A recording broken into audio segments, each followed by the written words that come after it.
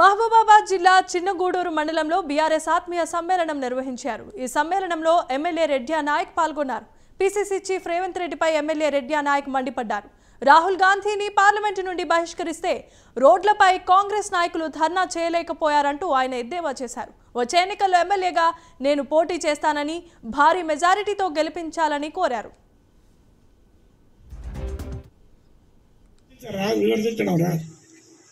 ఆయన ఉంటే ఆయన అదే కాంగ్రెస్ పార్టీలో వీడెందుకు ఉన్నాడు రా నేను ఎప్పుడు దించాలని చూస్తాను వాళ్ళే నిజంగా రేవంత్ రెడ్డి గారి తలకాయ ఉంటే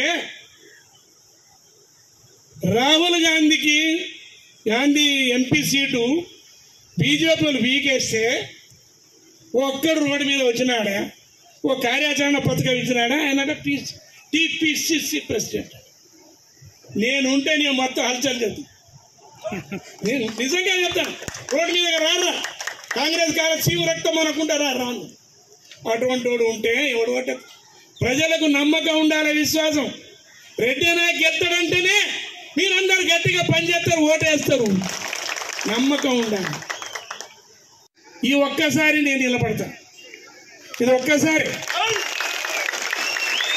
మీరందరూ ఇంత మంచి కార్యకర్తలు ఇంత బలవంతులు ఇంత కష్టపడే వాళ్ళు ఉన్నారనే ధైర్యంతోనే నేను మీ అందరి ముందు ఈ విషయం పెట్టిన ఇదే కాదు నేనేమో